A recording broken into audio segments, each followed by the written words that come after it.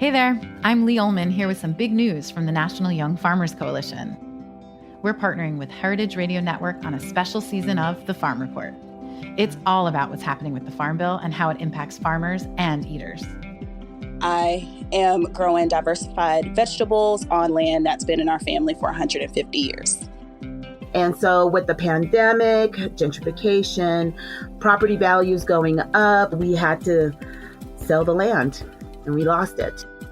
Join us as we uncover the untold stories behind this massive piece of legislation that shapes how we grow our food, what we eat, and so much more. The problems we have had, those are things that come from earlier Farm Bill and USDA policy, right? Like Earl Butz, get big or get out. You know, it's my responsibility to know not only what I'm eating, but then like how that all came to be.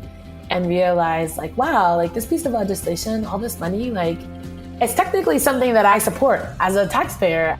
While Congress debates the next Farm Bill, this is not just an invitation to listen. It's a call to action. Be part of the conversation. Subscribe to the Farm Report on Heritage Radio Network, wherever you listen to podcasts. I do my show on the Heritage Radio Network because I think it's important to talk about the impact of technology on our lives. I do my show to reach home cooks and help them do better. I love getting together with people in the industry. I like hosting my show because, to me, it's the stories about people and their relationship to food that help make the food more interesting and more delicious. Our hosts do their shows as a labor of love, but we still need your financial support in order to keep the lights on and keep the tape rolling. Please become a member today at heritageradionetwork.org. Today's program is brought to you by MoFad, the Museum of Food and Drink. For more information, visit mofad.org. I'm Dave Arnold, host of Cooking Issues. You're listening to Heritage Radio Network, broadcasting live from Bushwick, Brooklyn. If you like this program, visit heritageradionetwork.org for thousands more.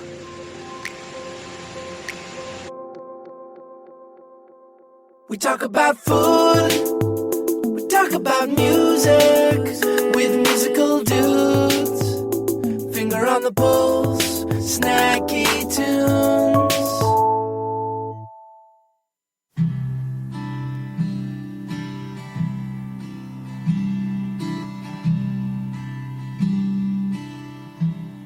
It was something familiar,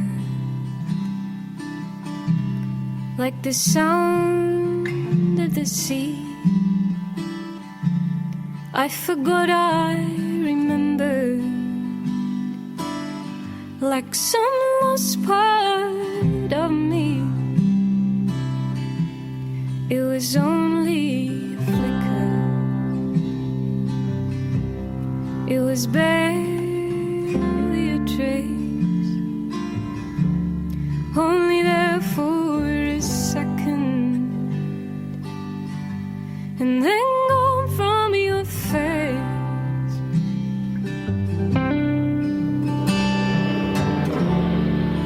Like the way we're tied, still tethered to the shore. The thought just pulled me back to before.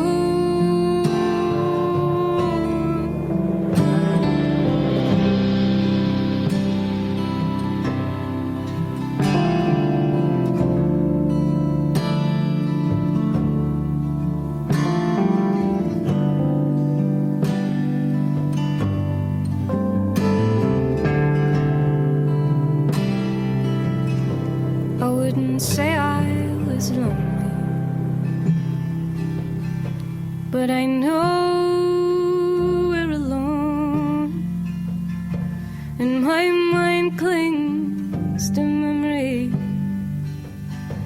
like a heart to a home. Reflections at sundown can make me so sad, for there's no way of keeping the day we've just had. Hello and welcome to Snacky Tunes. I am one half your host, Greg Bresnitz. I I'm sitting in the basement of Clove Club, which is actually larger than your old office used to be. So things have been obviously going incredibly well. Windows. We upgraded. Yeah, super upgraded. There comes a point. Sitting with Daniel and Johnny. Good to see you guys again, as always. Nice to see you too. Yeah, my first stop always when I come to town. So for the handful of the uninitiated, give us the backstory. You have 2 minutes. Go. Yeah. Okay, go. So the Clove Club opened in 2013 in Shoreditch Town Hall. Before that, we did some supper club pop-up stuff, and then we did a residency with a pub, which was kind of a precursor to doing all this stuff. But now we are in our own four walls. Shoreditch Town Hall, opened 2013. We quickly established it as hopefully one of London's kind of new ambitious restaurants. We have received a number of different awards. We got number 2 in the National Restaurant Awards. We broke into the 50 best, number 87. Then last year we came 55 in that. And fingers crossed. Fingers crossed. Well, this is going to air in a later date, but this weekend you're going to New York. Yep. We are. New suits, new haircuts? Yep. Okay. Got it. Last week. Yeah, it's fine. You need to get a week before, you know. Yeah. I got a haircut for Darren's wedding a month before. I don't have that much hair, so it's gotta grow back. And so fingers crossed. Well, I guess by the time we'll know whether or not where you guys land. Yeah. Well, the 51 to 100 has been published. Yes. Oh. And we're not listed in it. Okay. So it's either very good or fucking terrible.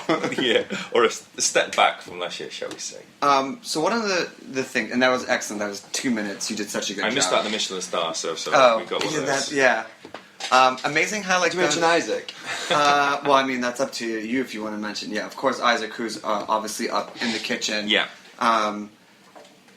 One of the things, I mean, it's funny because when those things happened, they were such big milestones. But now you've told the story so many times, they are just kind of they become mile markers along the way of that, the global recognition of the success and the hard work you've done. And one of the things, having known you, the three of you for so long, that I keep coming back to when I was doing research for this was evolution. Yeah. And I think that's a really interesting concept because where you started to go and where you are now. And I'd be kind of curious, what themes do you see have carried through that the ethos from the beginning that still kind of remain if you're coming to eat in Clove Club in 2016? I think the main thing for me is the format, in a way, is kind of still the same as it always was. Right from the start, it was, you paid in advance for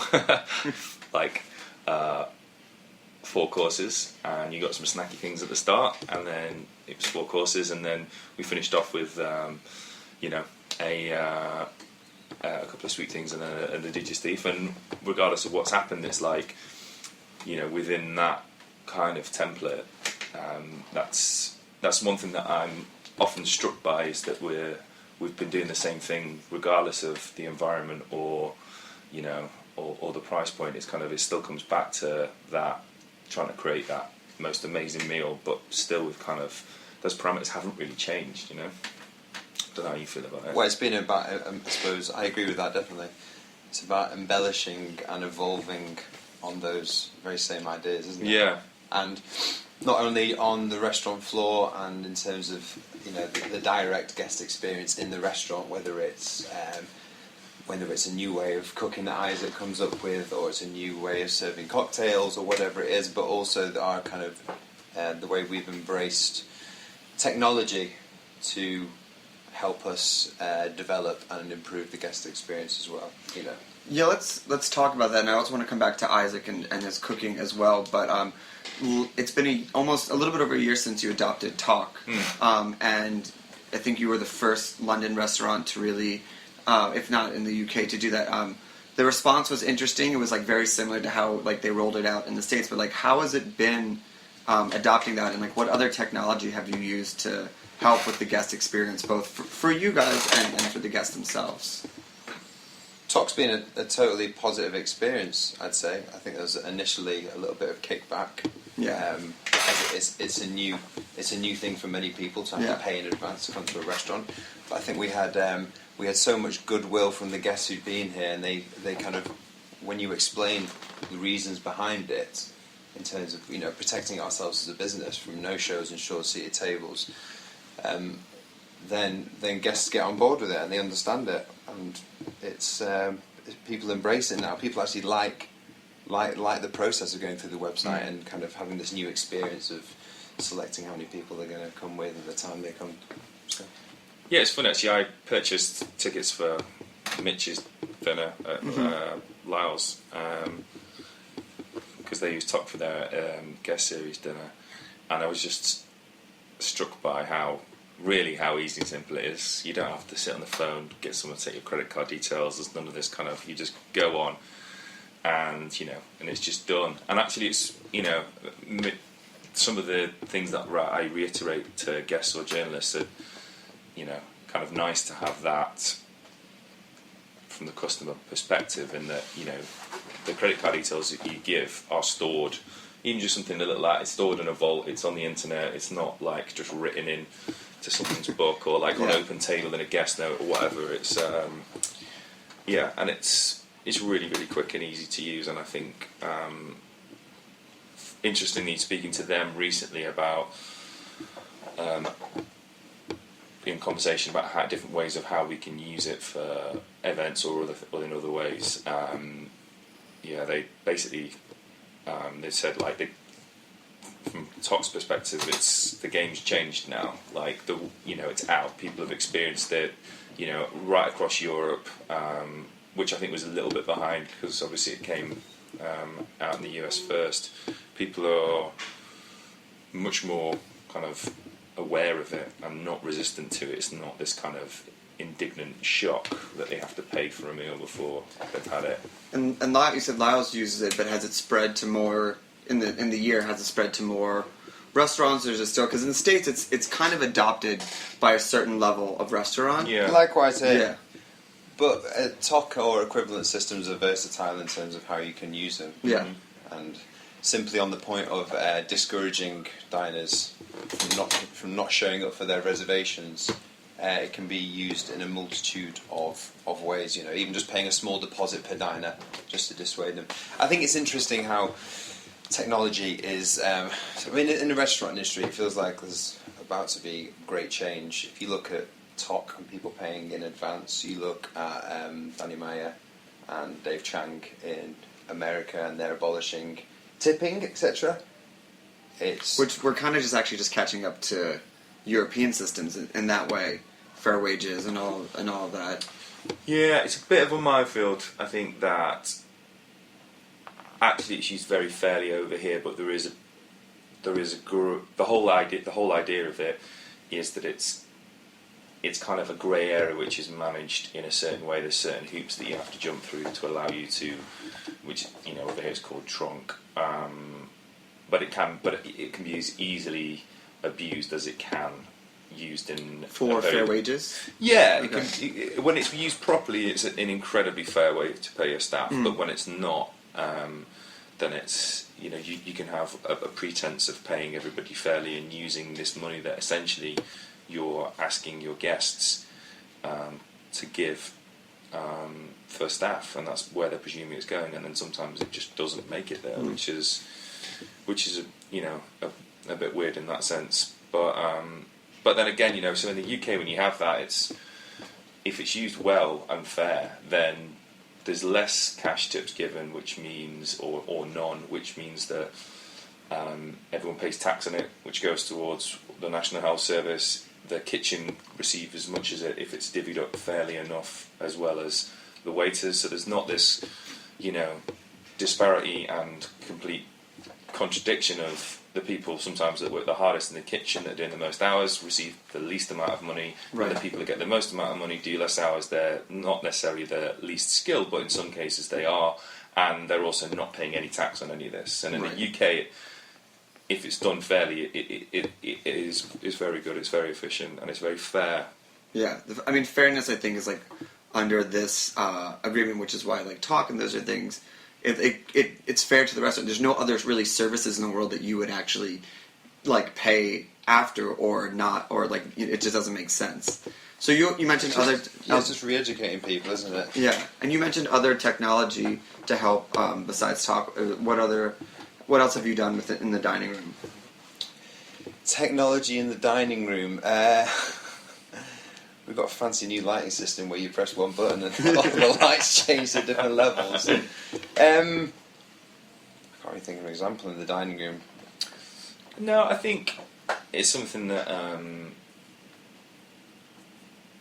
I would say we have more of a progressive approach to things that we can use to improve the business. Technology in terms of like the guest-facing element, less so, but just even little things like the way in which you use an iPad, for the information, for the guest notes and stuff, and like just a way of distributing information to kind of improve service. That's there's a whole heap of things that you can do, which aren't rocket science, but take time to kind of embed into the culture and people's approach to kind of improving guest experience, I suppose. And on top of the guest experience, the food, and you said you've embraced technology in the kitchen as well. So, like, how is Isaac, now that you've grown bigger and you've kind of grown out of your former spaces, like, how does that come into play with, like, the dishes that you're putting out these days?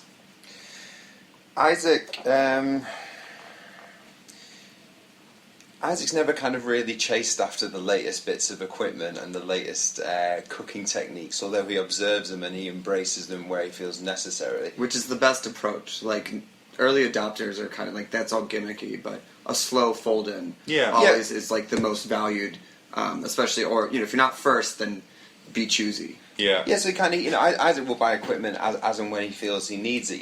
We've had a Paco Jet since day one, for example, but we've never had a sous vide machine. We've just got a blast chiller because it makes sense because we've only got a small kitchen. So I think he kind of Isaac's very interested in craft and the process. He massively influenced by Japanese food and he loves his Japanese knives, etc.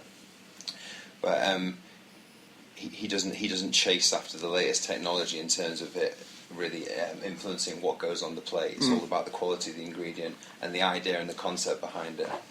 And then, like, as you have continued to evolve, have you had more time to be experimental or push the technique in the kitchen? I mean, the raw scallop dish that you guys brought out last night was incredibly simple on the plate, but you could just tell that was, like, so much time and so much experimentation. So many of the, like, larger restaurants will just have, like, experimental kitchens. Have you found more time and freedom to be able to do that type of experimentation? I think it's always a stress, I know, for Isaac to try and, with such little space, to try and find that time to get on a stove or get some space in the oven. So times I don't think is an issue has changed. I think there's little things now where, for us, it's always a challenge with the space. That's the main thing, and in a lot of ways, that is what defines the food here. Like, you'll have a couple of raw fish dishes to start off with because there's no space to have a cooked fish dish, then a cooked meat dish, then a cooked fish dish, because there's just one guy on one 6-burner. And so from that perspective, it's finding new ways to be creative within those kind of constraints. But again, like, just a little thing like you mentioned on Schwanky new office, well, that's made way. Us leaving it has made way to put a cold room in downstairs so we can age the meat. So now we have more control. So while it's not a technological advance, it's more space to try different things in terms of how long we age the meat and which meats we age. Similarly, just having little things like a vac pack machine now, we can kind of play around with that. The guys in the bar have been playing around with that, so you can have it just saves on space. We can play around with those sort of things, and I think that's the tools haven't particularly changed massively, but it's finding new and interesting ways within the constraints we've got to kind of for things to evolve. And something like that raw fish dish, I think, is a classic example. There's nothing crazy gone into that you couldn't do, you know, in a domestic kitchen if you had enough time and the technique and the knowledge. So yeah, I think that's always going to be the challenge at Clove Club, unless we move house, which is, you know. All right, we're going to take a quick musical break, and then we'll be back to talk about London food scene and the next upcoming project.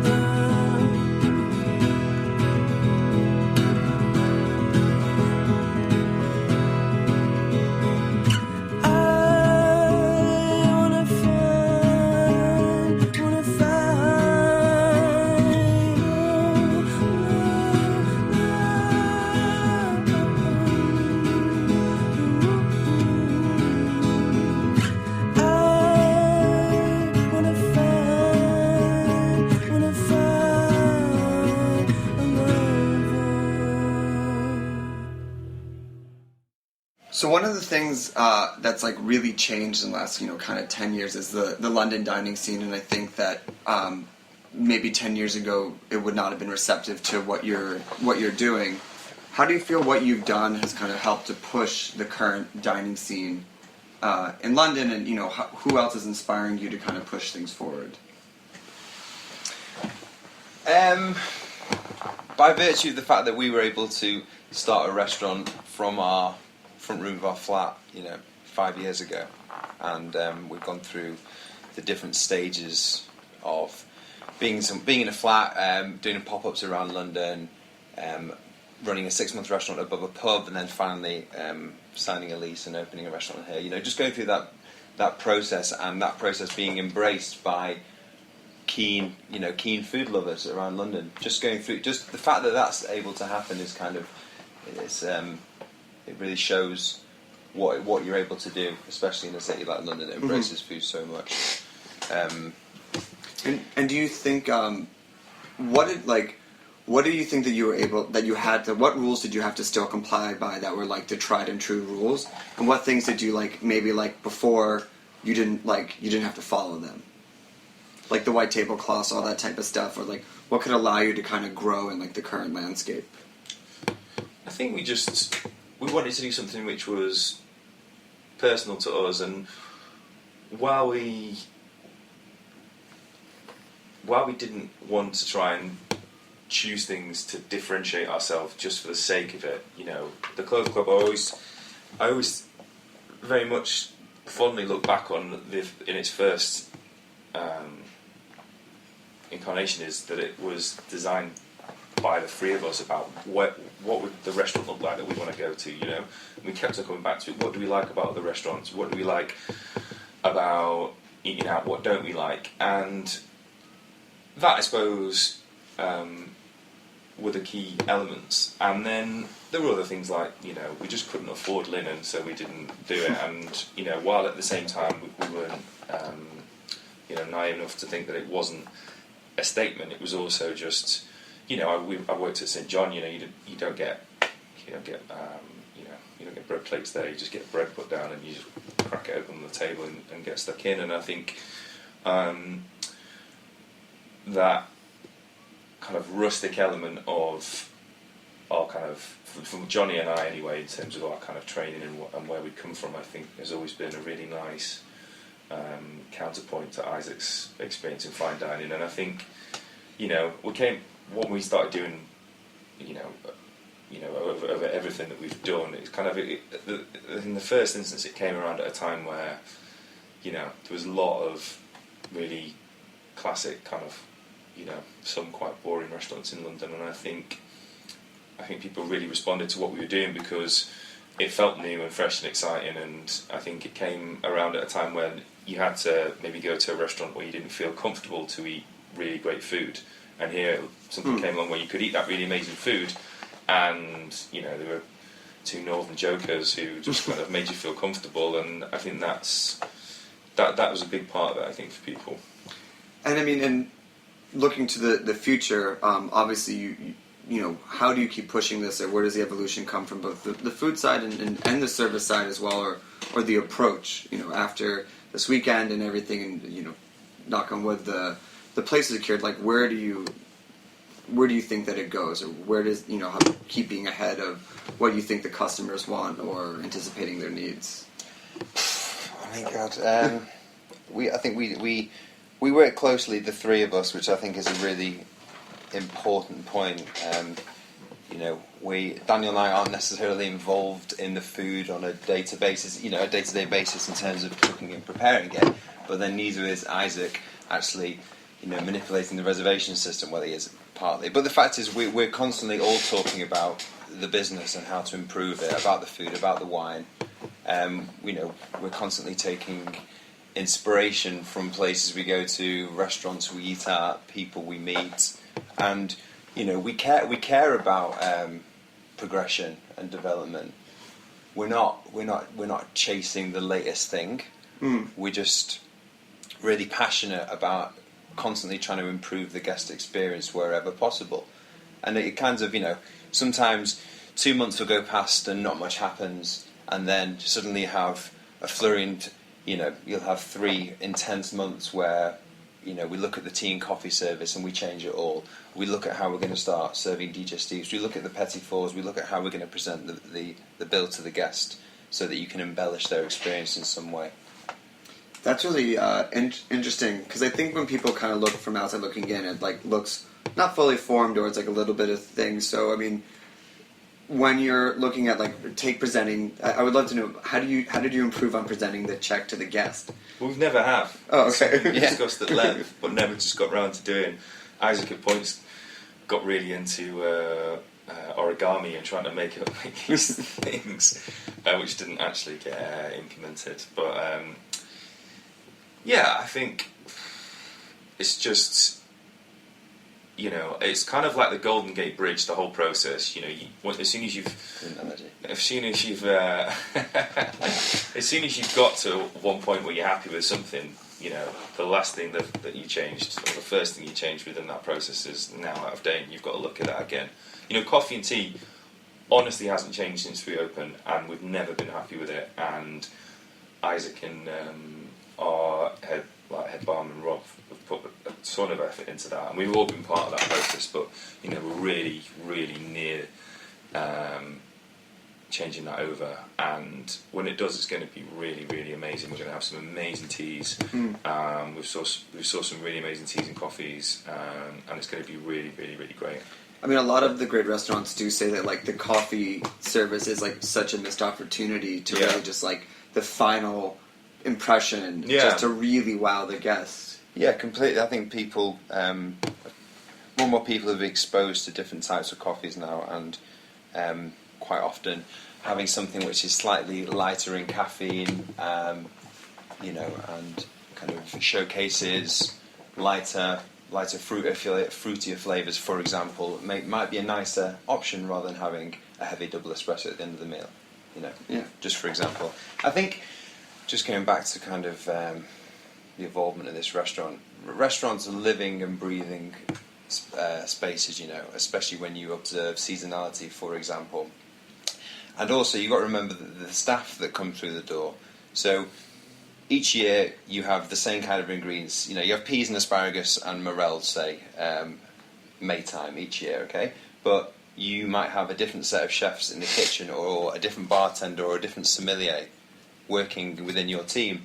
And all these people have different ideas about those ingredients or about those circumstances. And by virtue of that, it's evolving, it's changing, And, we're here every day. We need to feel like we're going somewhere. We're on a journey. It can't be the same from year to year.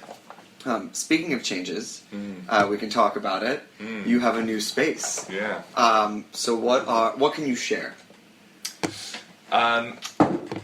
We can't really tell you the name because we are waiting for trademarks to get back to us to let us know if we can actually use it. And we after having had to change the name already. After having one that we were really happy with. Post-branding. And a well-known London operator, unfortunately just randomly choosing the same syllables. The concept. I'll let you go. You go. We are going to be opening a new restaurant which is about 10 minutes away from the Clove Club that will serve modern Italian food with great seasonal British produce. British produce seen through an Italian lens. Fantastic. And there'll be no crossover. None of the dishes that were experimented here will come over there to totally brand new. I mean, it's still Isaac. Exactly the craft involved. We make our own salami here. We may do some of that at the Clove Club. At the new restaurant, the name I can't mention. There will definitely be some crossover, but they're going to be a new set of dishes, basically. The term which we are using is Britalian to describe the kind of the food, the wine, the concept a little bit. And you won't see Britalian written anywhere in the restaurant. It's just a kind of nice, cheeky, fun way of summing up what we hope it to be. One of the things that you mentioned was you couldn't afford linens, so that's why linens weren't here. And one of the great things about creativity is that a lot of it comes from constraint. Yeah. So how are you, given that you are so established now in a global level, what type of way would you be, kind of trying to enforce, not force creativity, but creative thinking when you have a lot more freedom, I'm guessing backing, etc., into the project? Well, we're not we're not backed by the Middle East. We're taking a massive loan from the bank to make it happen. So in that sense, we're still going to approach our Northern and Scottish frugal spending habits to make it happen. So in that sense, we still have similar constraints. I think what we're most looking forward to, and probably jealous of this restaurant in comparison to the Clove Club, is hopefully we're going to get it right first time round. There were so many things we just knew we had to buy that were like cheap, which we knew we were going to have to replace, but we just couldn't afford to do it because we were just getting really, really close to open a restaurant with vapor in the bank, which is, the one thing that you shouldn't do. So yeah, I think from all of our perspective, it's going to be about 124 covers, which is a Clove Club as a space is quite big. It's an awkward space because of the 2 rooms, but again, it's probably a third bigger than Clove Club with less awkwardness too, I suppose. So it's going to be big, and from that sense, it's going to be a completely different business model, which we're really looking forward to kind of attacking. Really, just 100%. Creating. And it'd be interesting, we're constantly labelled with the restaurant where you have to buy the set menu before you get through the door, and it'll be really, really nice for us, I think, to not be labelled the hipster restaurant because we're in Shoreditch, to not be, to have these kind of opposing opinions of what we're doing because of the format we've chosen. And it'll be, it's going to be really great. It's hopefully going to be a really kind of family orientated space and business, and feel really inclusive. By virtue that a la carte, the price point would be lower, definitely from the point of pre-entry. So that I think we're really looking forward to. It's going to be 7 days, just all the things that you love about kind of Italian trattorias is kind of going to be our version of that, a little bit further into town. The venue layout's going to be the only reason I mention that is just because there's different areas of the restaurant we'll be exploring different kind of concepts and ideas, I suppose. There's going to be a front bar area which will be really light and airy and vibrant, and open for breakfast, lunch and dinner. Kind of small sharing plates kind of concept with a homemade martini, homemade vermouth blend for drinks, for example. And then the main dining room, where Isaac's going to be making homemade pasta with the team, which is interesting. So interesting for the kitchen to kind of explore new techniques and crafts like pasta making. I think it's something that Isaac has kind of always wanted to do, but never been able to really give it the attention that it deserves at Clove Club. Yeah. Whereas here, with the new style of new type of cuisine, new space, it's. Kitchen's going to be headed up by Robert Chambers, who Isaac worked with back at the Ledbury. Very talented chef, half Italian. Worked at Locanda Locatelli. So Isaac's definitely going to help oversee, but he's going to remain at Clove Club. And you guys get to tell a new origin story now as well, which is no more pop-ups and wars and everything. So thanks for making time. Not at all. Where can people find information on Clove Club and the yet-to-be-determined name of the new space? I would say you'll have to just, we'll have hopefully, fingers crossed, we'll have a new Clove Club website, which is in development then. So we'll go to thecloveclub.com, and if there's no information on the Clove Club website, if our website hasn't been redesigned by then please email hello@thecloveclub.com and say, where is your new restaurant in capital letters as the title, and we'll let you know. Perfect. Well, thanks for making time. Thank you. We're going to take a quick musical break, and we'll be back with the second part of Snacky Tunes.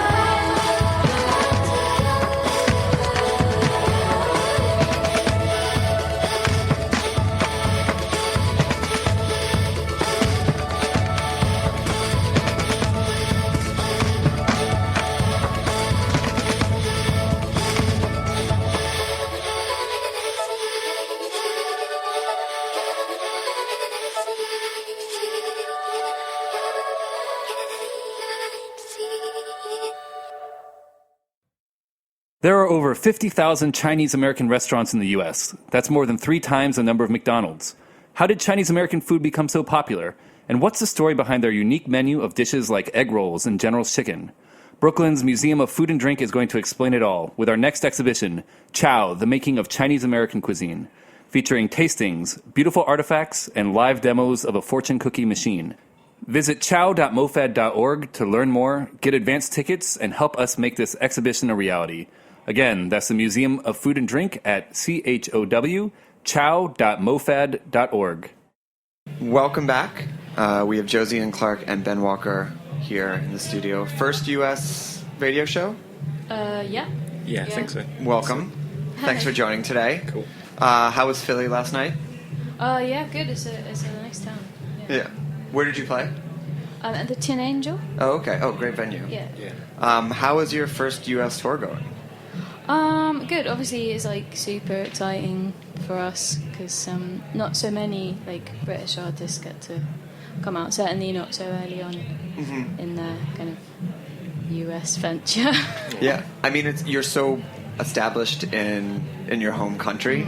How is like the mind shift of you won a big award last year from BBC and all that stuff, but how is it like kind of coming to a new country and I don't want to say starting over, but well, I mean, we're not as big as the Beatles in the UK, but we certainly don't have trouble like filling rooms and like people generally know who we are. So yeah, it's kind of a bit weird. Like it's like we remember being this new just about in the UK, so it's there, like remembering how to do it. Finishing some of the concerts, some of the shows, and sort of going, oh, it's like that one time when we played to. So no, it's good. It is. You're right. It is a mind shift. Yeah. But it's one you do, and you just deal with it. It's kind of nice to have the opportunity to slightly reinvent yourself as well. So. Oh yeah, like I guess a lot of people if I had the chance to do born it again. Yeah. So what are you doing differently, or what are you reinventing in the States? I think we're trying to be cooler. I don't know how well that's going. We've got a rap section in one of the songs now. Just putting some grime, dubstep on stuff. No, not really. How do you be cooler? Well, that is the $1 million question, isn't it? So let's for the people who don't know you. How did you two meet, and how did you start working together? Ben was in an indie band, like an indie rock band. Name check. Lights. They were called Lights, and then we had to change it because there's a Canadian singer called Lights. Yeah. He was in that, and a sound engineer friend of mine was mixing some tracks for them, and he heard Ben play an acoustic guitar, and he was like, "What are you doing in this band?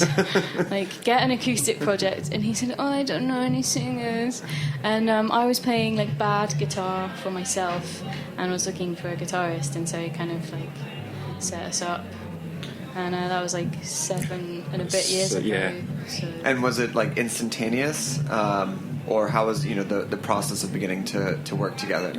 I think like musically, it just kind of worked right from the beginning. Like we have some musical instincts that are exactly the same, but also if you look at our record collections, they're also like completely different. So we it's enough of the same stuff and different stuff to keep it interesting. Who's in their respective collections? What's in your record collection? Well, I'm all kind of like 70s folk revival singers, jazz.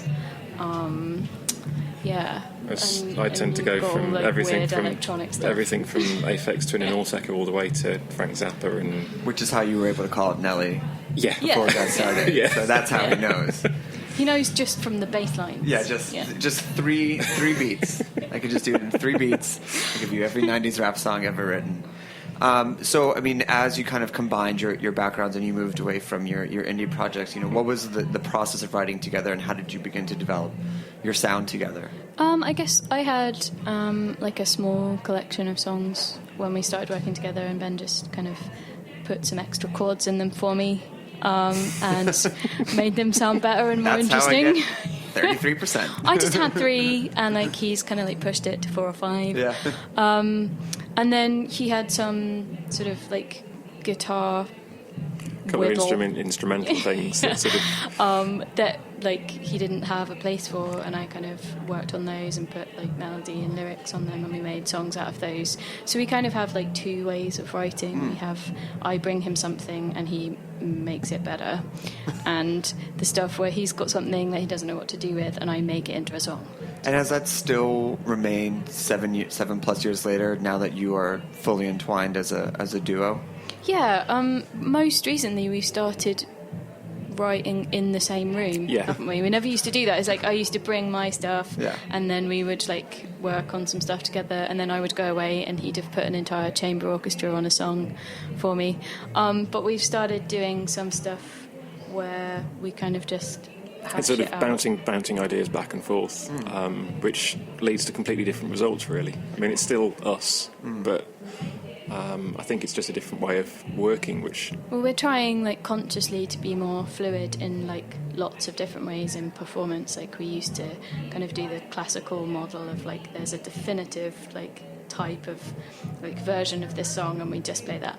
And we're trying to kind of push the boundaries of that and be a little bit more improvisatory, and we've kind of done the same with the writing as it makes it interesting for live performances as well, because you sort of, when you're doing a tour, you do end up playing, you sort of settle into a pattern and play the similar sort of thing or the same thing each night after night after night, and actually if you've got that fluidity there, you can kind of say, well, actually we'll try it, but at this point we're going to try changing things up. It's sort of like trying to play them slightly differently so that our minds don't wander off and think about sandwiches, because that happens. What type of sandwich do you think about? I'm thinking about bagels mostly, because New York. What was it you said you were thinking about? Laundry. Yeah, Ben started thinking about his laundry. But how do you balance that, obviously in London, where they know your music quite well, versus, your first US tour when you're kind of introducing yourselves, where like it might be a variation for you, but maybe not like I think that here people don't notice. I think that's the thing. But you're kind of like, it gives, because we've got completely new audiences, it gives those songs a little bit of a freshness for us anyway, because people are hearing them for the first time, rather than in the UK sometimes you feel like you're playing people the same kind of it's the thing within the UK, because it is comparatively such a small country. You do find a lot of people will travel from various parts of the country to come and see you, and then they'll travel at several points at the same tour. Whereas here, it's like Josie was saying, because it's a new audience pretty much each night, you can kind of try things out, and you can sort of keep things interesting, and see what works and see how things go down. So can we hear a song? Sure. What are you going to play first? This is Something Familiar. Okay. Live on Snacky Tunes.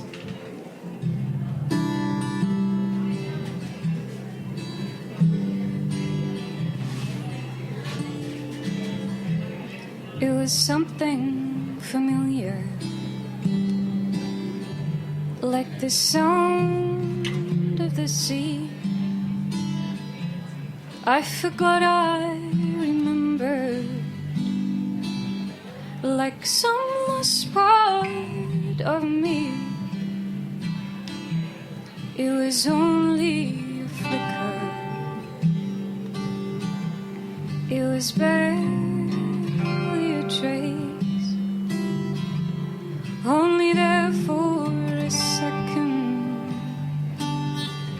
and then gone from your face.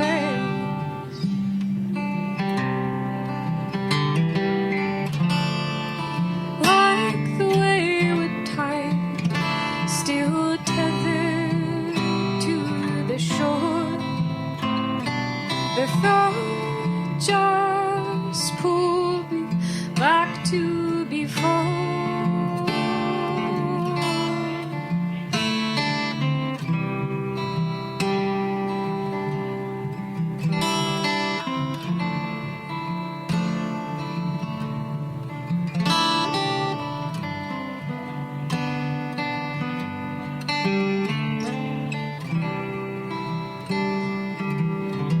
I wouldn't say I was lonely,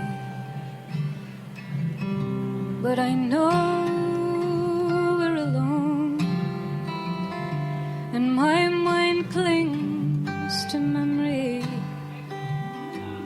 like a heart to a home.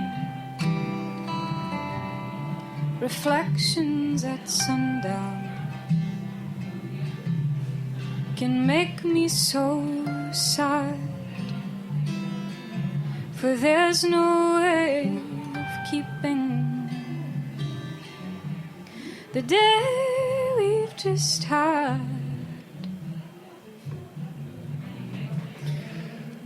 One of the things that's noticeable about your live show is kind of like the bounds of humor and the kind of death and doom of the lyrics. How do you kind of strike a light tone while still touching on such heavy topics? I guess I originally started, I mean, I'm quite sarcastic anyway, like that's just my personality, but I started cracking jokes because I was nervous, and it made me feel more relaxed because the music's really intense, and so people feel like they have to be really quiet, and that's quite an intimidating situation. So I started making jokes just to put myself at ease, and it seemed to go down pretty well. And then you've kind of got the balance of like a 3.5 minute song where people really have to be quiet and it's really intense and they have to listen, and then you kind of give them a bit of a break right between each one. You kind of like let you give the first sigh. Yeah, like everyone can cough and breathe and laugh and just have a minute. Yeah. Like what's a classic icebreaker for you? Well, I mostly talk about how miserable all of the songs are. Like that's an easy win. Yeah. Like that was depressing. Yeah, yeah. And then that kind of puts the audience at ease, and they kind of know that you're in on the. And like I've got one thing about, I tell people about how a lot of the gigs, somebody always comes up to me and says, it's really nice, but would you mind, like, why don't you just put in like a cheerful one just to like change the mood a bit? And I talk about how I'm not going to do that like melancholy is our specialism, and this is like 5-star misery, this is how it's done, this is our thing. 5-star misery is that's wonderful. That's a good description of what you're in for. It's not 4-star. No, there's going to be mint on a pillow. It's the full thing. Turn down service, everything. Yeah. One of the things that's great about the folk tradition is covers, and I know that you work in a lot of covers. Given your kind of diverse backgrounds and record collections, how do you go about picking which covers go into the sets? I think it really depends on, for me personally, choosing things, it's the lyric content that resonates with me. So on the album we have a cover of Gillian Welch's Dark Turn of Mind, and I'm kind of like annoyed that I didn't write that song myself. I feel like it's about me, and I feel like I would have written it if she hadn't got there first. So that's like an obvious one, but I would imagine like Ben's criteria would be different. I mean, it has to be something we can both like and agree to. I mean, there's no point sort of turning up and saying, okay, so we're going to do AC/DC or something too cheerful. Yeah. Sorry. Yeah. Oh yeah. What does it have to rate high on the 5-star misery? It has to be sad. There's like, we don't even have to talk about that though. Like that's not. No one's brought a happy song to the table, have they? No. I mean, it's the sort of thing that we used to do a straight sort of a version of Jackson C. Frank's Milk and Honey, and then we ended up Josie sort of was saying, oh, we can. I was listening to the saxophonist Stan Getz CDs quite a lot, and on one of the albums there's Tis Autumn, and I kind of realised that I don't know how I realised it, like I couldn't tell you like in musical theory how it works, but I kind of heard like melody crossover between them, and I said to Ben, like, how do you think about like mixing these two together, this jazz standard, Tis Autumn, it's like narratively appropriate, Milk and Honey, Jackson C. Frank, and he kind of looked at it like chordally and he was like, yeah, we can do this. And so it happened kind of just quite organically, like I had the idea one day and then we kind of made it happen. And are there any covers that you've tried that have just not worked, no matter how much you loved it or wanted to try to get it into the set? There's a very rare instance. We did an ABBA tribute night. Oh, that totally As worked. As Abba's playing in the background. Yeah, that Perfectly timed. Well done. That totally worked, but it was just a bit. It was a bit too happy. I mean, the song itself is not happy, but it's so musically happy. It makes everyone happy, and we were like, "Whoa, we can't do this." I mean, This it is was done as a joke rather than anything else. Like no toe tapping at the show. It was a gift for a friend. Oh, okay. Yeah. But it was knowing me, knowing you. Oh. Yeah. Oh, okay. Can we hear another song? Sure. What's the name of this one? It's definitely not ABBA. It's called The Light of His Lamp.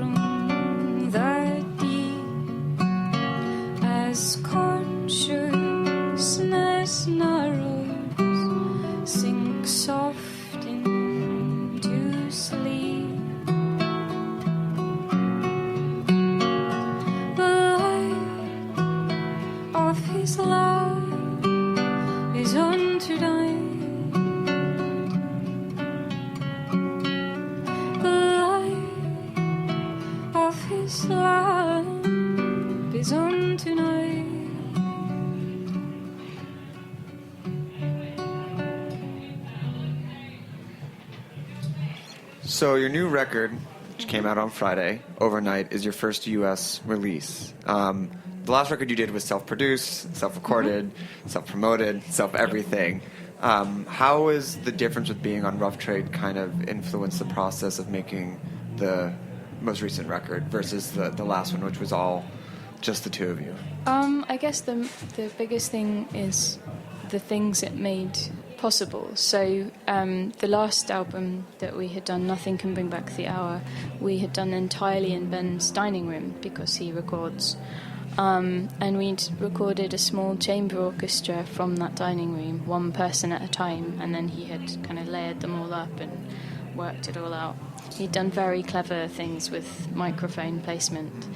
So as soon as we had the opportunity to sort of go and spend a week in a residential studio with enough space to do it all in one go. Yeah, so we had like a percussionist and a pianist and a double bass player, and we could all be effectively in the same room playing a song, and that's a very different type of record to one that's been where everybody's played separately. Did it allow for more improvisation? Yeah, and that's something, again, like I said, that we've wanted to work on. We specifically chose a jazz pianist, Kit Downs, because he won't play what's written on a piece of paper. He like, you can give him a rough guide, but he's gonna do his own thing, and that kind of forced us to be less like control freaky with the whole thing. Was it? I mean, you talked about being kind of more in the flow before. Like, is that something you were open to? Was it there a little bit of like a resistance, or? I mean, it was something that we had consciously decided to do, but obviously we were kind of being challenged because over the years doing records ourselves, we'd become very used to controlling absolutely everything. And I think it was a really good process for us to go through to not be able to control every element of it. But it had its... it was uncomfortable at points. Yeah, I mean, it was the sort of thing where for all the previous records we sort of put together demos and put in fake strings and all that kind of thing, and literally we knew what the final record was going to sound like, or an approximation of, when we started actually bringing in other people to play. So the scores were written out and all that kind of thing. So going to a studio and just saying, well, here's the general idea, let's jam around this and then let's bring it together, was really liberating. Yeah, so we would play the songs 3 or 4 times and then choose a take. And that's, I mean, the last album took us months and months and months, and we got it all done in 7 days, and that felt amazing. And so now that it's the two of you on the road, how are you reinterpreting kind of your songs from the studio version to the live version? I mean, they started off largely as just for one voice and guitar, and then we kind of had ideas about what could go on top of that. So I guess it's just taking all of that off again. Yeah, I mean, there's bits that, because I mean, it's things like I'll have done something for the strings as an example, where we can't do that. That would then get played in the studio, but then of course you can't always have string players with you on stage or anything like that, or piano and kind of thing, so you start bringing those elements, trying to bring them back to what the guitar was doing in the first place, so you sort of reinvent. So there are points where I noticed that a motif that the pianist has played now ends up in Ben's guitar part, which is kind of nice because we've like gained something from that. It's given us little ideas and stuff. And as far as like the themes and kind of evolution from this record, I mean, if you had months and months in the last one, obviously the lyrics can kind of adapt and change 7 days or 7 days. Do you feel that the ideas we'll still be able to explore, or new themes, or what are in these songs that is different than the last record? I think for this album, like I had a lot of the songs beforehand, but this album has a much stronger holistic kind of concept than I've ever had before. Like, I've always liked to have a general sense of how the songs tie together, that they have certain themes, and I choose them on that basis. But this one was really like a bit more specific, and it kind of made specifications for where things could go as well, because it's from like afternoon all the way into like night and then back out into the morning again, so it kind of really defined like which songs could go where, which was challenging in one way but also kind of liberating in others. Well, I want to make sure we have time for one more song. Mm-hmm. Thank you for coming and seeing me. The record is out. It's on Rough Trade. Any plans for the fall or early 2017? I guess we can start talking about that. Early 2017, definitely. Yeah, I think we're going to be back in the US at some point. Amazing. What city? Do you know what cities you're hitting? At this point, no. Head shake from the manager out there as well. No.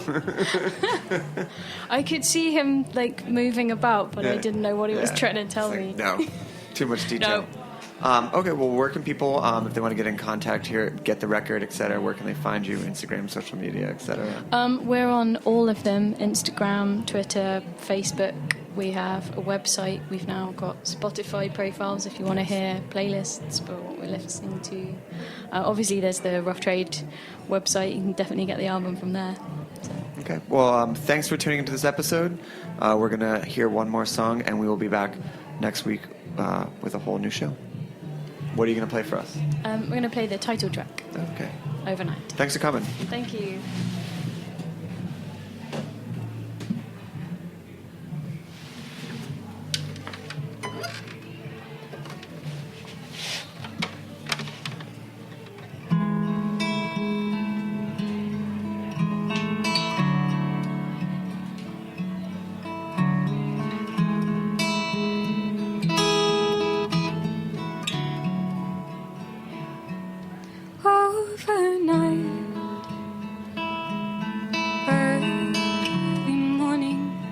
London time. I was waking. I remember all the time.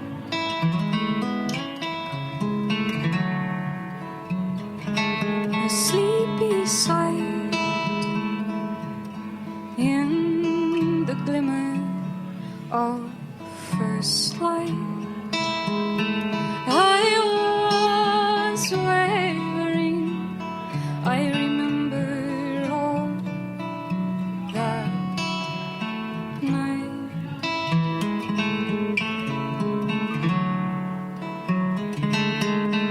Under cover of dark, I saw my heart.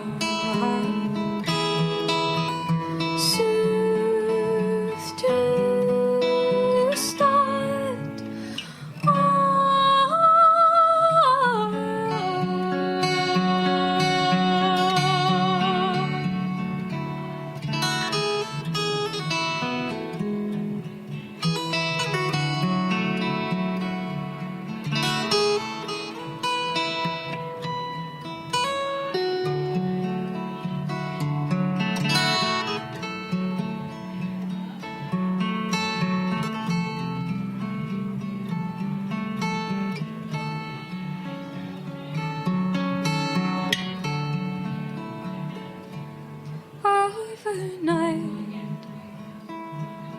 early morning, London time.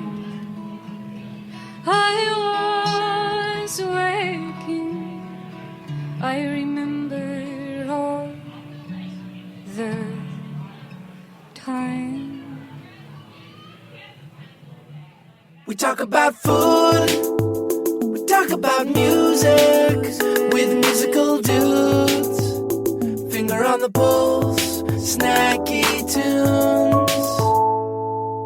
Thanks for listening to this program on heritageradionetwork.org. You can find all of our archived programs on our website or as podcasts in the iTunes Store by searching Heritage Radio Network. You can like us on Facebook and follow us on Twitter at heritage_radio. You can email us questions at any time at info@heritageradionetwork.org. Heritage Radio Network is a nonprofit organization. To donate and become a member, visit our website today. Thanks for listening.